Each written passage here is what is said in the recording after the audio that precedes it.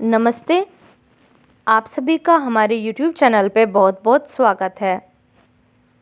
आज मैं आप सभी को बताऊंगी कि गणेश जी की सवारी मूषक कैसे बने। भगवान गणेश की शारीरिक बनावट के हिसाब से उनका वाहन छोटा सा चूहा क्यों है, ये सब बातें आज मैं आप सभी को बताऊंगी। इसके पीछे भी एक कहानी है। पुराणों में कहा गया है कि देवराज इंद्र के दरबार में क्रोंच नामक गंधर्व था।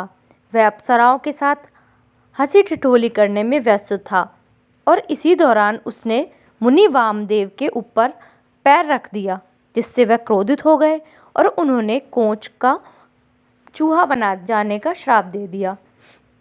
चूहा बनते ही वह सीधा पाराशर ऋषि के आश्रम में जा गिरा।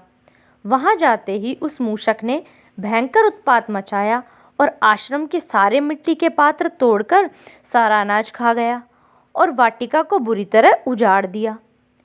ऋषियों के सारे वस्त्र और ग्रंथ उतर डाले।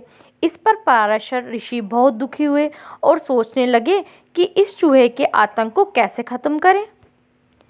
भगवान गणेश भी उसी आश्रम में थे। महर्षि पाराशर ने मूषक की करतूत गणेश जी को बताई।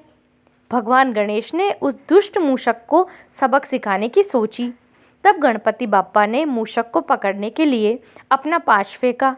पाश मूषक का पीछा करता हुआ पाताल लोक पहुंचा और उसके गले में अटक गया।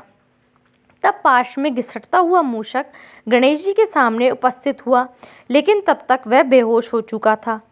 कुछ ही देर में जब उसे होश आया, उसने बिना पल गंवाए गणेश जी की आराधना शुरू कर दी और अपने जीवन की रक्षा की भीख मांगने लगा।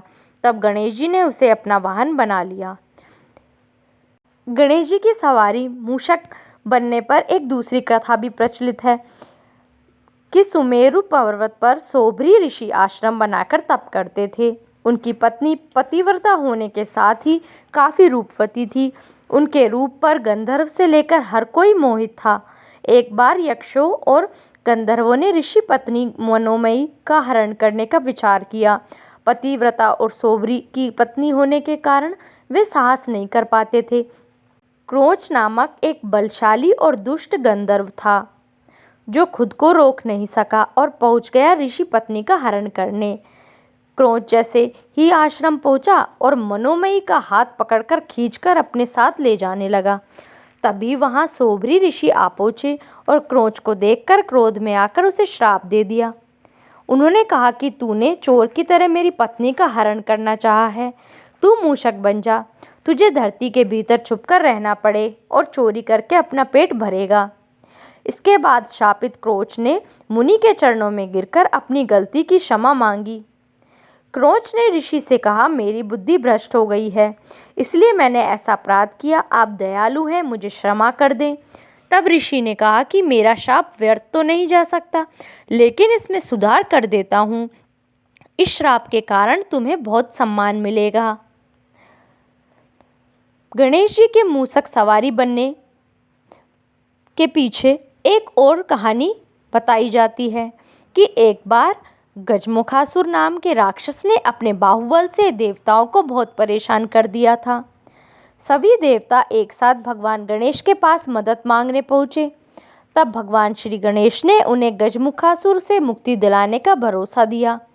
तब श्री गणेश का गजमुखासुर दैत्य से भयंकर युद्ध हुआ। उस युद्ध में श्री गणेश का एक दांत टूट गया। तब क्रोधित होकर श्री गणेश ने टूटे दांत से गजमुखासुर पर ऐसा प्रहार किया कि वह घबराकर चूहा बनकर भागा, लेकिन गणेश जी ने उसे पकड़ लिया। मृत्यु के भय से वह क्षमा मांगने लगा। तब श्री गणेश जी ने मूषक रूप में ही उसका अपना वाहन बना लिया। बोलिए गणपति बाप्पा मोरया, मंगल मूर्ति मोरया।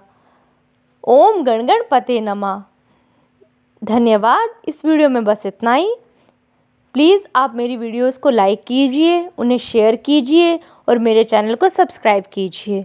और प्लीज़ बेल आइकन भी दबा लीजिए, जिससे आपको आगे आने वाली नई वीडियोस की नोटिफिकेशन मिल जाएगी।